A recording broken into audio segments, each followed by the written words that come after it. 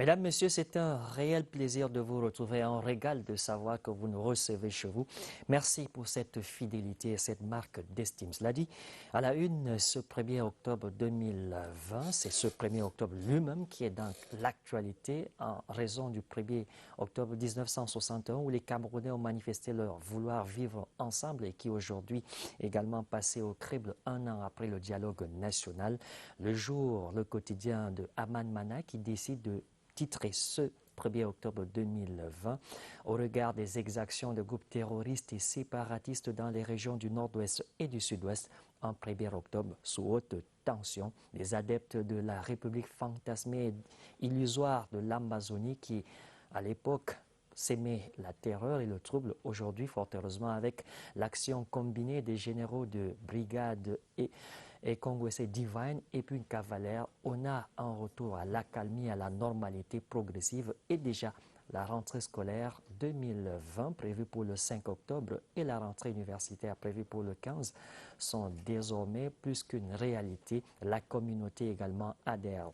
Dans l'actualité également, ce 1er octobre 2020, c'est l'élaboration des supports qui sont désormais une réalité également avec le quotidien gouvernemental qui revient Cameroun Tribune sur la sortie des ministres camerounais des différentes sectorielles, l'éducation nationale avec les enseignements secondaires, le ministère de l'éducation de base, le ministère de l'enseignement supérieur avec à la clé le porte-parole du gouvernement pour séréner et surtout rassurer toute la communauté nationale et internationale sur la rentrée qui sera effective le 5 octobre pour le primaire, la maternelle et le secondaire, le 15 octobre pour justement les universitaires et surtout un accent sera mis sur la mise à la disposition des apprenants des zones d'éducation prioritaire et reculée, des cours déjà préétablis par des inspecteurs nationaux, des challenges qui malheureusement ne figurent pas au bas de la colonne de ce quotidien gouvernemental Cameroun Tribune, c'est cette longue attente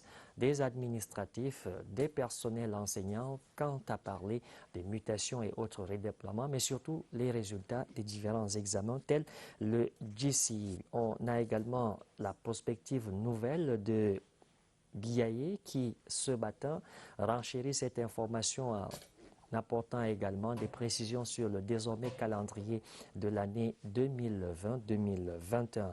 À la une, également, ce 1er octobre 2020, les avancées et reculades du grand dialogue national, cette palabre à la camerounaise qui a permis aux Camerounais d'ici et d'ailleurs de pouvoir se prononcer sur les griefs intentés par les compatriotes des régions du nord-ouest et du sud-ouest, mais également ceux de l'extrême nord en raison de cette volonté de voir rebâti et même reconstruit ces parties du pays. On peut le rappeler à souhait, le gouvernement camerounais avec ses partenaires au développement pour la seule région du nord-ouest dans le cadre du plan Marshall présidentiel de reconstruction de ces deux parties du Cameroun a consenti près de 90 milliards pour la seule première phase afin de permettre à nos compatriotes de Bello, Djini comme ou la Magno de pouvoir retrouver la normalité. Eh bien, ce 1er octobre 2020, on a également ce bilan qui par le quotidien Diapason ou encore tout un dossier pour reparler de cette grande palabre, lui-même un défi en termes d'organisation et ces défis actuels qui revient donc sur cette palabre à la camerounaise. Défi actuel de ce 1er octobre nous permet de nous replonger sur les actes déjà accomplis et ceux qui restent à accomplir afin de permettre donc à l'État du Cameroun d'atteindre ces défis fixés par défi actuel ce 1er octobre 2020. Au chapitre des répercussions déjà, selon Défi actuel et d'autres journaux, on a la tenue des toutes premières régionales au Cameroun. Et ce matin, du 1er octobre 2020, on en parle avec le quotidien Mutation qui revisite justement en diagonale les points chauds des différentes circonscriptions électorales. Et Mutation se permet d'ailleurs de faire une lecture dans une boule de cristal avec des issues incertaines selon le journal de Georges Alain Boyomo. Cette marche vers la concrétisation et surtout le parachèvement des institutions fortes et démocratiques connaîtra des issues incertaines dans certaines circonscriptions électorales. Le Mercure, lui, il monte et monte toujours sur le front de la lutte contre justement la contrefaçon et la contrebande. La nouvelle offensive, titre Cameroun Business Today, 150 milliards de pertes sèches chaque année donc en raison de cette gangrène qui mine notre économie, explique ce journal d'analyse d'actualité économique. Et fort heureusement, sur le plan administratif, l'administration douanière et le ministère du Commerce veillent au grain. Et parlant justement de l'administration, la dématérialisation des procédures est une réalité aux côtés justement de la tenue par visioconférence des épreuves orales des différents concours organisés par le ministère de la Fonction publique et de la Réforme administrative. Le quotidien nous fait écho ce matin également de la possibilité d'obtention de ces attestations de présentation des originaux des diplômes, jadis exclusivité des gouverneurs, désormais même les sous-préfets peuvent vous paraffer une attestation de présentation de l'original du diplôme. On peut tout à côté parler cependant de cette administration qui peine à prendre, selon le Messager ce matin, la Fédération camerounaise de football fait quant à l'application des décisions de dernière clause de TAS, le tribunal arbitral de sport, qui malheureusement, la TAS ne passe pas au niveau de la Fédération camerounaise de football, qui jusqu'ici rechignerait à mettre en branle ce qui lui a été demandé. C'est à retrouver dans le quotidien Le Messager de Jean-François Chanon, ce 1er octobre 2020. L'économie ne pouvant se faire mettre de cloisons et surtout de balbutiements. Par ces temps de choc pétrolier, sécuritaire et même sanitaire, une institution accompagne la vision camerounaise d'intégration sous-régionale qui anime le peuple camerounais. Et la BEAC consent justement, je vous en prie, à accompagner le peuple camerounais et son président à travers une intégration avec la région des trois frontières, comme on a coutume de le dire, la région du Sud qui va désormais accueillir une branche de la BEAC, ce qui va ouvrir une intégration avec la République sœur et amie de la Guinée équatoriale, le Congo et le Gabon, entre autres. Justement, du Premier ministre chef du gouvernement, la pose de la première pierre, Joseph Dione Ngouté, a marqué l'histoire de ce côté. Pour porter cette économie, il faut justement des hommes sains, valeureux et valables. Et EcoSanté nous fait écho justement ce matin, du 1er octobre 2020, qu'un collectif est désormais en branle pour distribuer des dispositifs médicaux afin de permettre à la jeunesse camerounaise et surtout au peuple camerounais de rester fort, debout et surtout atteindre son émergence dans la paix, la quiétude et le vouloir vivre ensemble. Signe et surtout caractéristique du Cameroun dans le concert des nations. Mesdames, Messieurs, voilà qui met un terme à ce rendez-vous de tabloïd. Demain est un autre jour. Rendez-vous pris, Inch'Allah. Au revoir.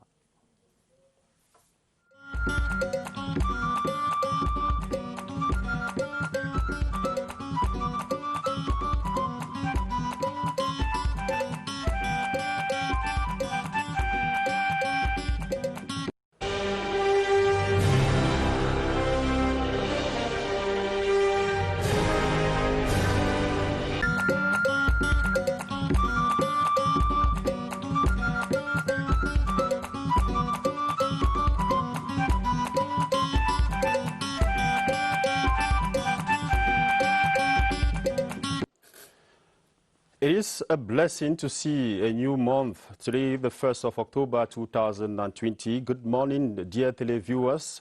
This is Tabloid on CRTV News.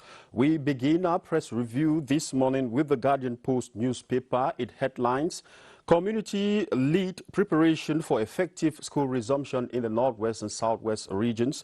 The population of communities across the Northwest and Southwest region have taken center stage in actions focused on ensuring schools effectively resume Monday, October 5th. Community-powered initiative, commonly known as community labor, are gaining momentum with children and parents, that is children and parents, with leading clean-up campaigns on campuses in these two regions. Page 3 of the Guardian newspaper has the details of that story. We enter into Canal Express. Canal Express headlines, rentrée scolaire 2020. Élan de générosité autour du livre. That is the headline of Canal Express. The Minister of Basic Education, Laurent Seche Tundingwa, during a press briefing Monday, September 28, 2020, announced that 4 million textbooks worth 7.5 billion francs CFA are scheduled to be distributed to some 13,000 public primary schools of both English and French subsystem of education in Cameroon. The offer that falls under the government's educational support for the 2020-2021 academic year that will begin on October 5th, 2020. That story, the details of it, you can have it in Canal Express. The Post-News Weekender,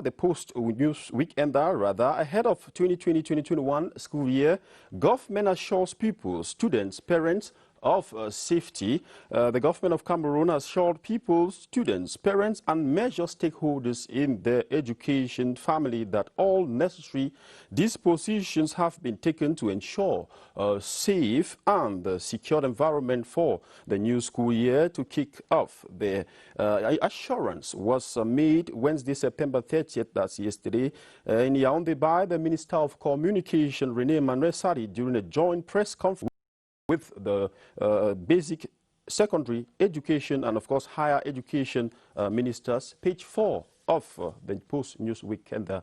You can get more of that story.